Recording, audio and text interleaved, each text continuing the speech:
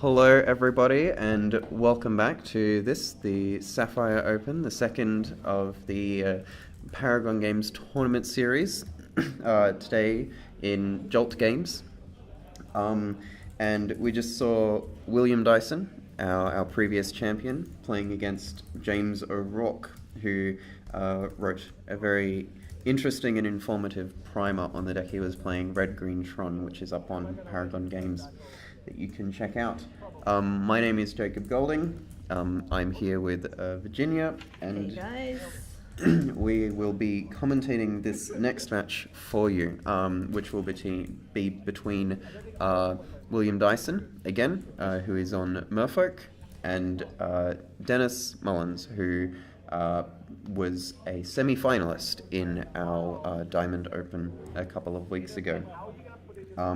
And Denis is on Dredge, which may seem a little bit similar to the deck he was playing last time, which is 4-color Emerge. It features similar shenanigans between the cards Haunted Dead and Prized Amalgam. He loves his graveyard decks, doesn't he, Jacob? He does. And he's quite good at playing them too, Yeah. as evidenced by the fact that he made it to the semi-finals. Yeah, and little William is on a roll. Yeah, no, William's playing very well, Yeah. and he's brought some powerful decks to the table, Yeah. And was making some really good tight decisions in that last match against James, really making sure that he was getting as many advantages as possible. Yeah, definitely. He's probably our youngest player, but boy, he's definitely giving our Canberra, experienced players a run for their money. Yep. So he's 2-0 today, and we'll see if he can make it to 3-0. So the players are almost ready here. I think we have Denis will be on the play, and he has kept his opening hand. So just bring up Denis's deck list. Mm-hmm. You want to run us through what he's got in his deck, Jacob? Yeah, so this really falls into a couple of categories. Dredge cards being one of those categories, with 4 Golgari Grave Troll and 4 Stinkweed Imp. Then we start looking at creatures that come back from the graveyard, which is one of the most powerful things that this deck does. It gets creatures into the graveyard through dredging them, and then it gets them back. So we've got Haunted Dead, Prized Amalgam, Narcomoeba, and Bloodghast, all cards that do that. Yeah. And then the rest of the deck is ways of getting the initial dredger in the yard, Right, and doing things so Insolent Neonate, Faithless Looting, Cathartic Reunion, Life from the Loan is a dredger and also can get some lands back. And then we have Conflagrate, which can sometimes be a bit of a combo kill. Dump your hand and do quite a lot of damage very quickly. So we've seen William in the feature match already. Now, which cards do you reckon William does not want to see Denis play? I'm not sure. So really, William will be hoping that Denis doesn't get off to a fast start. Yeah. I think that William, if he can draw enough lords, his creatures should be bigger than Denis's. But if William doesn't draw enough of those lords, then the 3/3 Prized Amalgam and things that they're gonna cause a bit of trouble for him, and he won't be able to attack through them, and Denis will eventually be able to win with a Conflagrate. So I think really this is dependent on how much William is able to get creatures onto the board. Great. No worries. Looks like players are ready. Yep. We'll just let them know to start up for us. Yep. And here we go, cutting to round 2. All right. So I believe William has mulliganed, and he has kept Island, Mutavault, Island, Silvergill Adept, Lord of Atlantis, and Harbinger of Tides, I believe. You see a nice handshake there from the players. Yeah. It's always nice to see the handshake, isn't Yes, it? it is good. Will has kept his 6. Yeah. So we got an early play of Insolent Neonate from Denis, and we see already he's very quick to throw that Golgari Grave Troll into the graveyard, and he's going to dredge it back instead of drawing a card off the Insolent Neonate. And he hits not any of the creature cards really that he's wanting to get back, but he does have another Golgari Grave Troll in graveyard, so that's going to allow him to have a second shot at this on his first turn. So see another Conflagrate going in, a Prized Amalgam, a Life from the Loam. Now this isn't... I don't think this is a very good start for Denis. I think he's happy to have been able to dredge so much, but he really hasn't put that many good cards into the graveyard. So what he wants is the creatures in the graveyard, doesn't he? Yeah. Yeah. Yeah. So he's only got a Golgari Grave Troll at the moment. Mm-hmm. Well, he wants to get those... well, he has got Prized Amalgam. Yeah. But there's currently no way for Prized Amalgam to come back. Yeah. And there we go. I think that... So this Narcomoeba is going to make its way onto the battlefield as soon as Denis finishes resolving those dredges. He's pointed out the trigger there. He's got to discard 2 Grave Trolls. Yep. So Narcomoeba is in play. And we've seen Denis point out the 2 triggers from those Prized Amalgams, which are going to come into play on his end step. This matchup, Jacob, who do you reckon is the aggressor? I think that Denis is probably the aggressor, given that he doesn't necessarily have as much interaction as William. So William's creatures, they can get a bit tricky. Certainly after sideboard, William is able to do a bit more.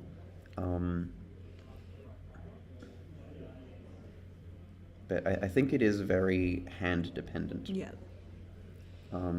Here, William has drawn a Master of Waves, which isn't going to be incredibly good for a while. So Harbinger of Tides there, returning the Prized Amalgam to Denis's hands. That returns target tapped creature to its owner's hand, I believe. And you can cast it as if it had flash if you pay 4 mana instead of 2. But William here playing normal rate. What do you think about William's start, Virginia? I would have thought William would have kept and wanted a more aggressive hand against Dredge, because I'm not sure if Denis, when he goes up, I'm not sure how good William's deck is at stabilizing after that. Yeah. No. I think we saw in the last match. William started most games with an Eighth of Isle. Yeah. That one of the really marquee cards of Merfolk, the card that makes it tick, so to speak. Yeah. Definitely put Tron on the back foot with that one. Yeah. Spewing out to the Merfolk. Mm-hmm. Yeah, just being able to cheat on mana and get these creatures in also at instant speed and for free. Yeah. So what's Denis looking for here?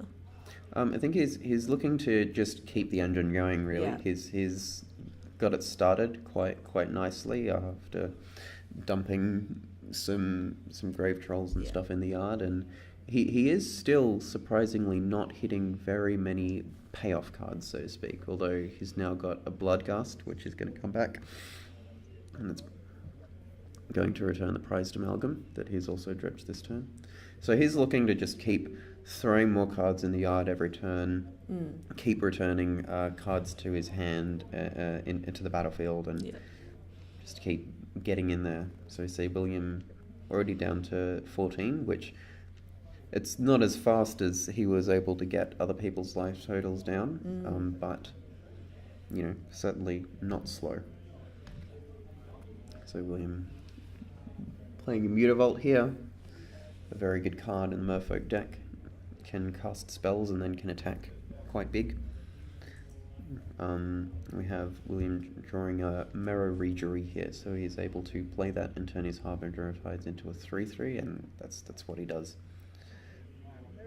Still though, really a very slow start for William. He's only played 2 spells by turn 3, which is on the very, very low end for Merfolk. I always feel a sense of dread playing Dredge, Yeah.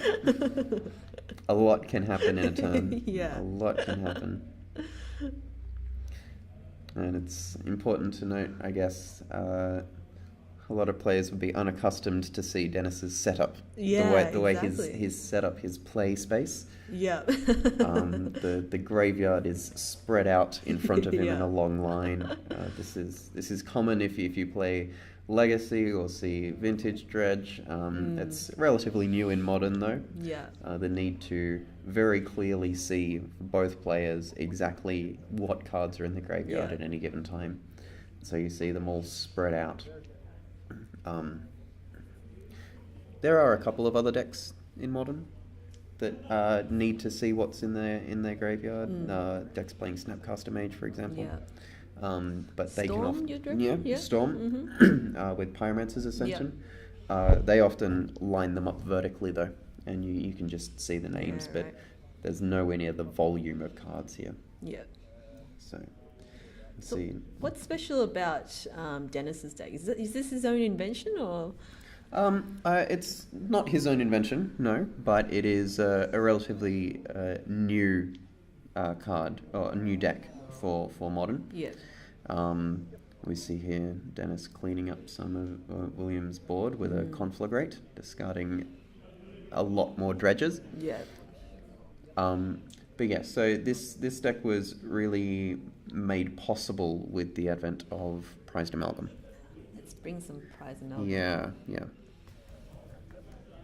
So the history of Dredge in Modern is quite interesting. It started out with Golgari Grave Troll being banned preemptively, I think, if I remember correctly, for the format, and then was unbanned a couple of years ago and behaved itself for quite a while, right up until the printing of Prized Amalgam, where just the ability to get that back onto the battlefield is very, very powerful.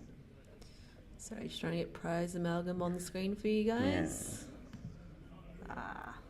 Okay. Some technical difficulties. Yeah, so William is attempting to reload and get some more cards out. And is again returned a Prized Amalgam to Denis's hand. Denis, it looks like, is going to cast a Conflagrate and attempt to wipe the board again. Yeah, there we go. And William is going to pack it up. He's seen enough. Alright.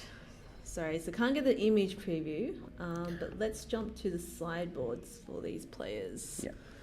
So Prized Amalgam, it is a... Well, we'll have a look at sideboards first, and then we'll discuss what it does. So here we This go. is William's sideboard. So Jacob, what's William going to bring in against Dredge?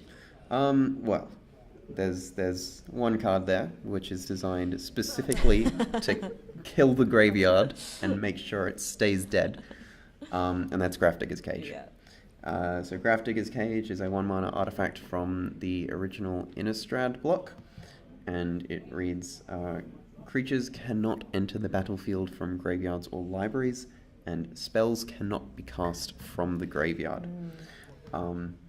So that's going to bring in the full 2 copies of that one? Yep, Yeah. definitely. And this one really does slow Denis down.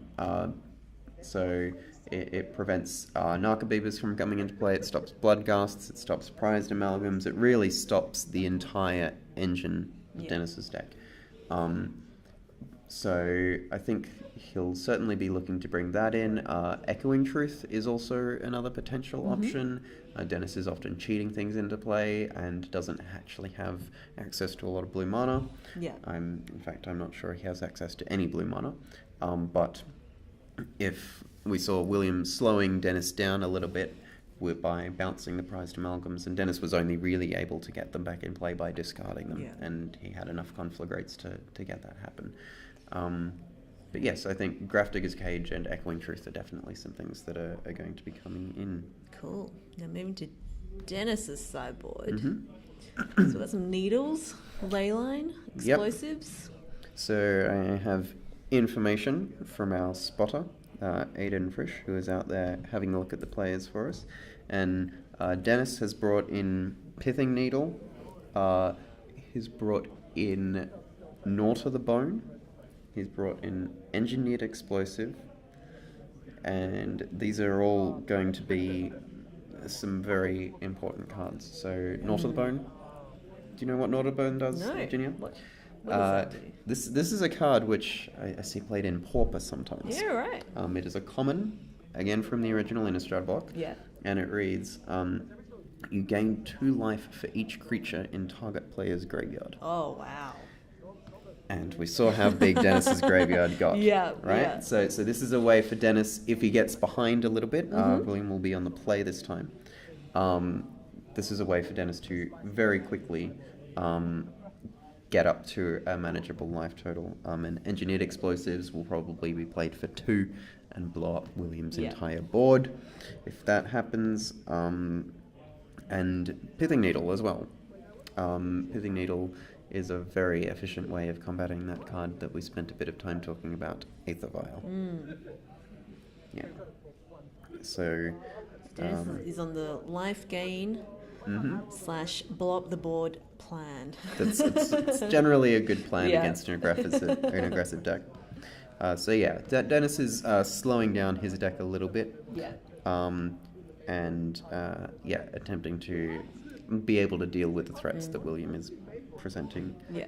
And we see William has brought in definitely the Grafdigger's Cage, and we hear has also brought in Mana Leak, which is certainly an interesting decision. Dennis's deck often doesn't have a lot of spare mana lying around, which is similar for most Dredge builds, really. Do you agree with the Manileak sideboard option? I think there is potential for it to be really good, especially in the early game if he's able to counter some of the spells that Dennis is trying to use to get cards in the graveyard. Yeah.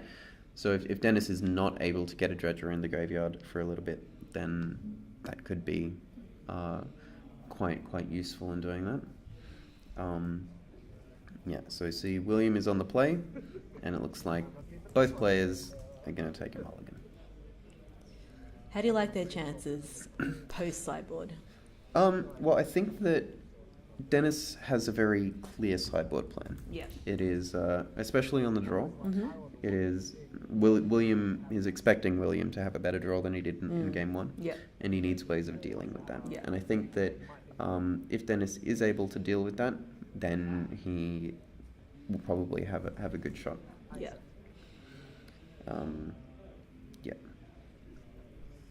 So, talking about Prized Amalgam, we saw Dennis playing this card at the last Open as well.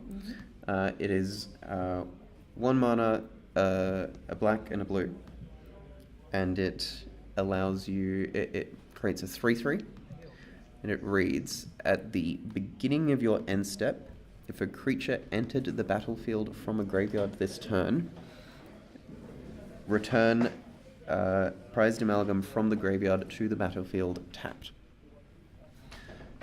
Now, there are some interesting things about this card, is that it happens in the end step. So you need to declare both triggers. So we see Dennis, when things are entering the battlefield, he'll often point to the Prized Amalgams in his graveyard, just letting William know that the triggers have happened, and then we wait to the end step for them to come into the play. So why is Prized Amalgam made a splash in Dredge now compared to... Well, really, there was not enough payoff cards, I think. Yeah. But before Prized Amalgam, so you had Bloodghast and Narcomoeba there, but there wasn't really anything powerful to do with those cards. Yeah. If you look at older formats like Vintage, you get Dread Return, I believe it's called. It's a 4-mana reanimation spell that you can sacrifice 3 creatures to reanimate something.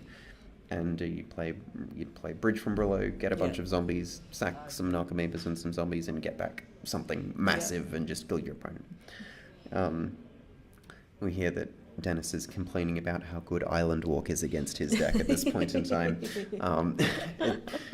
It's a very strong ability, Virginia. This is obviously why they have reduced the amount of land walk in recent sets. So I think we see Dennis there's a Gnaw to the Bone already in the graveyard. We've also got a Bloodgast.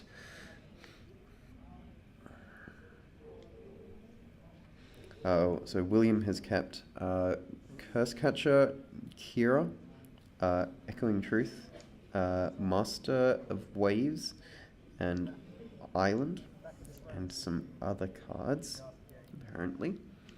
Is that a hand that you think William would be happy keeping? I think sideboard? that the Cursecatcher is good. The Master is definitely good, but he really wants a lot of Lords. The Kira, Great Glass Spinner, is a very good card in terms of combating a specific card out of Dennis, which is the Conflagrate. Yeah. So Kira is a 3-drop Merfolk, and she reads, the first time each of your creatures is targeted by a spell this turn, counter that spell. And yeah, basically allows William to present threats that need 2 removal spells to kill them.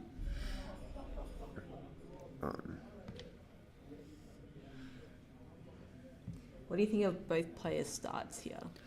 Yeah, so Dennis has got a Pithing Needle out. I'm assuming that Pithing Needle is on either Aether Vial or Mutavault. We might have to check what that's on. But William's start is a little slow. Yeah. Again, but he's got Kira out now, so he's got a Master in hand, so he's going to be able to present a bit more of a threat next turn. He's also got another Mutavault. Confirmation that Pithing Needle is on the Relic. All right. On Relic of Progenitus, is that right? Because that's an interesting decision from Dennis, and not seeing Aether Vial out in play. It's certainly, I think, correct for him to think about it. Yeah, so we have confirmation. Is Relic of Progenitus is the name from Dennis. So we know that there isn't actually a copy of Relic of Progenitus in William's deck. Yeah. So why do you think that Dennis has named Relic? I'm not sure, actually, because I would have thought you would have just gone for Aether Vial. I think that if William played an Aether Vial now, Yeah. Dennis probably wouldn't care. So with this, William really wants an Aether Vial turn 1. That lets him do stuff. If he plays one now, he's probably going to have played all of the cards in his hand before Aether Vial gets big enough to be able to put it into play. So I think Dennis here is thinking about potential sideboard cards that William could have. And Relic of Progenitus is really one that can completely destroy Dennis's graveyard. He really doesn't want that to be in play.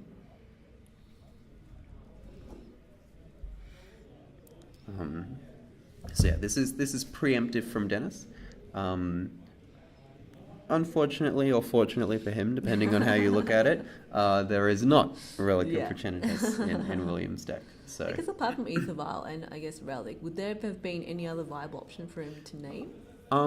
Potentially Cursecatcher if he cares about it.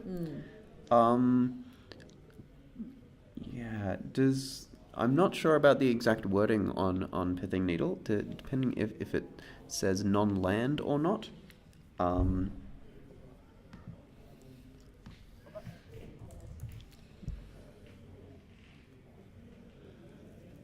Name a card? Okay, so Mutavault is certainly an option. Yeah. For him to have named, as is Cursecatcher, but neither of these are really that important. And I guess Relic is the one that will screw up Dennis's deck as well.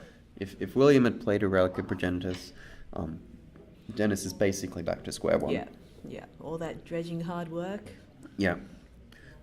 We do see here, though, an Engineered Explosives for Dennis, which is going to allow, I think that's for 2. Yep.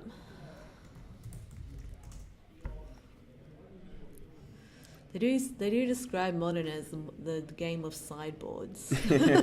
Yeah, no, that's definitely something which has been brought up a lot of the time when talking about Modern. generally speaking, in Modern, if you want to beat a deck, you can. You can bring in 10 sideboard cards, which are all going to completely destroy it.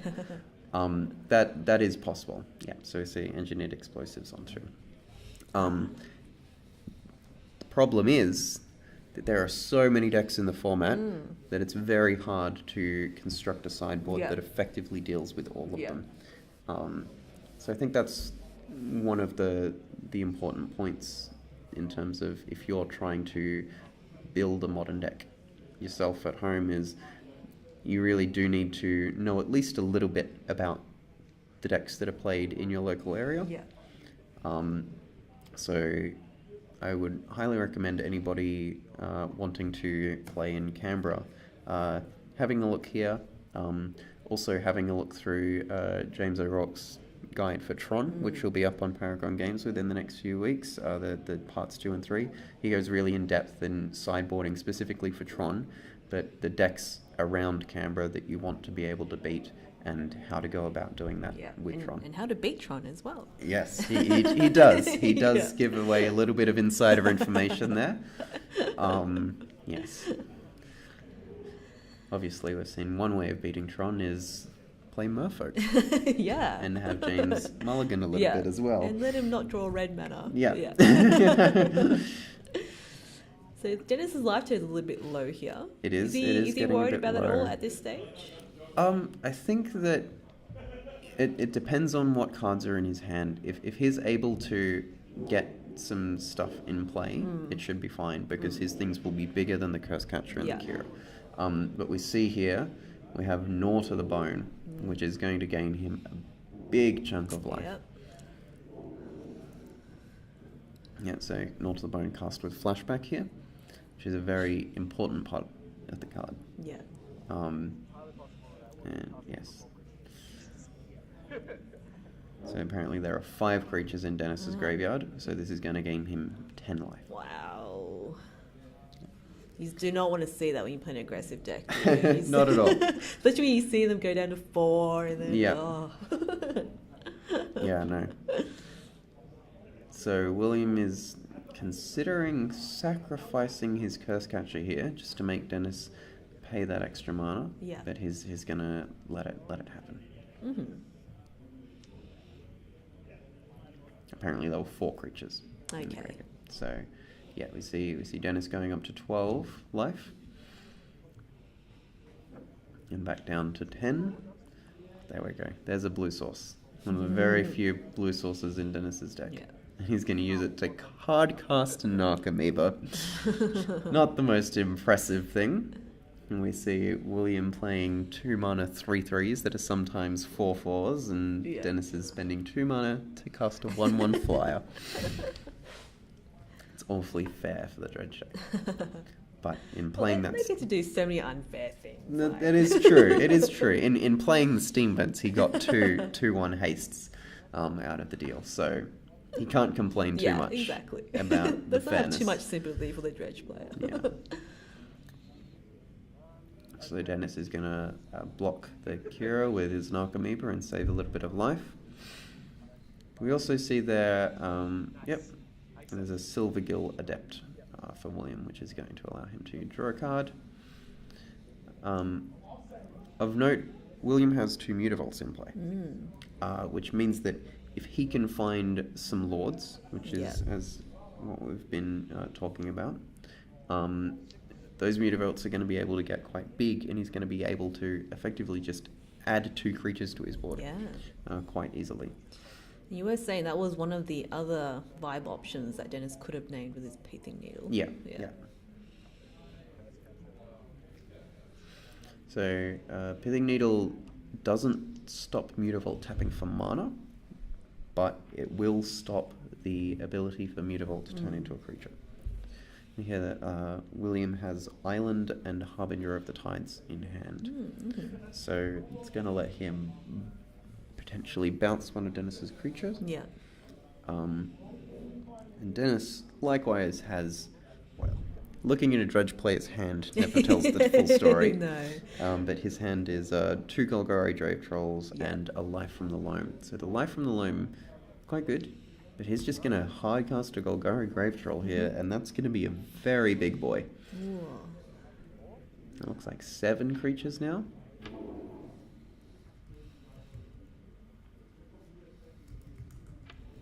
No, 4. Only 4 creatures. 4? Interesting. Yep, it's a 4. I would have thought, yeah, looks so much bigger. It looks much bigger. No, it's still bigger than anything on the battlefield at this point, though, and it is. He's going to be able to get back the prized amalgam now. Yeah. So William's going to play that island. So William really needs a Lord right now, doesn't he? He needs something to make his dudes just a little bit bigger. That's really what he's been looking for all game and all match. Really, we haven't. I don't think we've seen one Lord enter the battlefield on William's side, which is unfortunate for him because although Denis plays a lot of creatures, they're not really that big on the scale of Modern. Yeah. Like, so we've got Bloodgust, which I believe is a 2-1, Prized Amalgam's a 3-3, the Grave Troll's only a 4-4, Yeah. Narcomoeba's a 1-1, right? The Neonate is also a 1-1. They're not that big. Yeah. But they do match up well against William's creatures, which are also quite small for the Modern format. Until you start getting Lords in play. Exactly. As soon as you start getting Lords in play, we saw in the match against James, he had 4 Lords in play that were each 5/5s. If only you had the hand he did back then. Yeah. Well, at that first game, both players had insane hands. Yeah.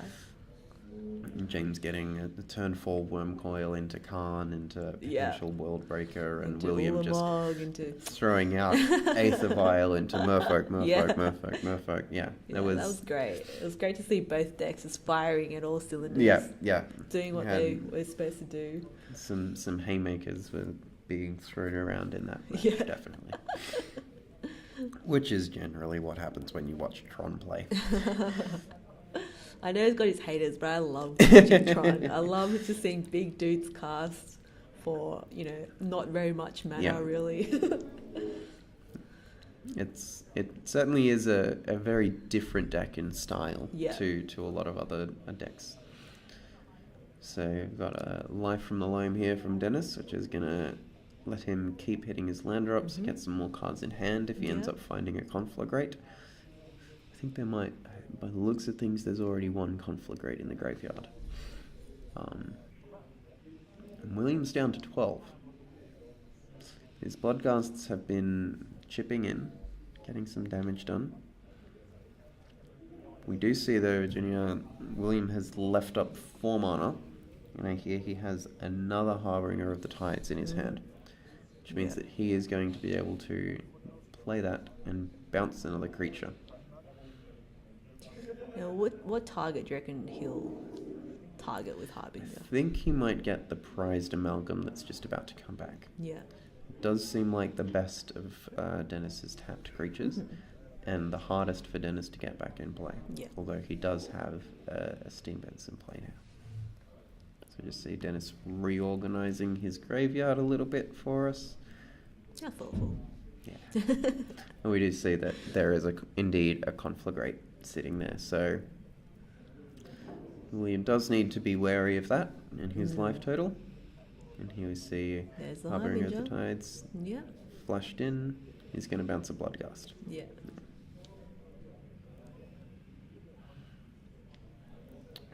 Why do you think he went for the Bloodglass there? I'm not sure. I think that there are arguments for both of them. I do think, though, that Prized Amalgam probably would have been better. Yeah. Or does Denis... No, Denis has 2 black mana available.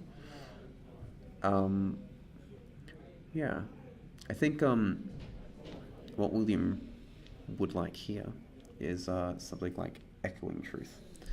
But unfortunately, I hear from our spotter that he has drawn an island. Oh, no. But Echoing Truth, something that we've seen him play already this game. As we heard, he sideboarded it in, and it allows him to bounce target creature and every creature with the same name.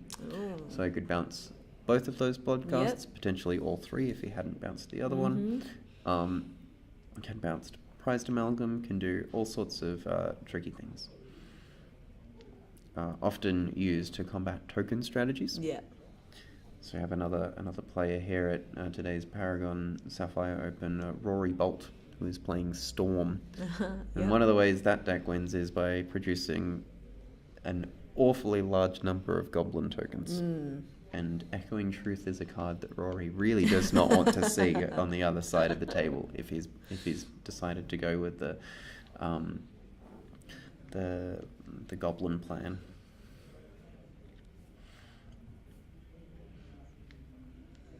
So you see Dennis thinking a bit here. It's looking quite good for Dennis. Yeah. He's got a flyer in that Stinkweed Imp, so He's got a good board, fend off he does. Williams. And he's at a decently high life total. Yeah. We see here the Nord of the Bone really giving Dennis lots of time. Yeah. I think if Dennis was on a lower life total, William would have been attacking much more aggressively. But at this point, he just can't afford to, given that the crackback would probably be close to lethal.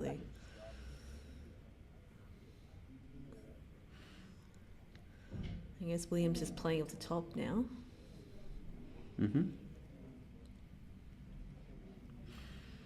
Yeah. This is Dennis in his thinking face. Yeah. For our non-Canberra player, Dennis is quite he's always really fun to play with. Yeah. He likes a good chat whilst playing. He does. He jokes around a bit. Yeah. But when he's thinking, you know he's in the tank. Yeah. He generally does play quite fast. Yeah. If he knows what he's doing, he will yeah. make the decision quickly. Yeah. But when he is uncertain or there's a particularly difficult decision to be made, he will take his time. Yeah. Which is the way to do it. If you're sure of the play, make it. If you're not, take some time. There's another life. Yep. He's going to think a little bit. So what's he playing around here? What's he deliberating about? Well, William doesn't have any cards in hand. Yeah. So I think what Dennis is doing at the moment is thinking about the potential to use that conflagrate in the graveyard to kill William. He's attempting to get in enough damage so that will be lethal, and he's making sure that he has enough cards in his hand to do it. Yeah. So the flashback on conflagrate, I believe, is red, discard X cards. And it does X damage to target creature or player, although I am not 100% certain on that. We'll just double check that. Yeah, so you can cast it normally for 1 red and XX. And it deals X damage divided as you choose among any number of target creatures or players. Or it has flashback for red, discard X cards. So it looks like Dennis currently has 6 cards in his hand. Yeah. Which means that he could very easily get William to 1. And here, this Life from the Loam is going to let Dennis go up 2 cards. Aggregate. And here we see he's casting that conflagrate. I think he's just double checking that Kira doesn't counter it when it's targeted at William. And Well played, Dennis.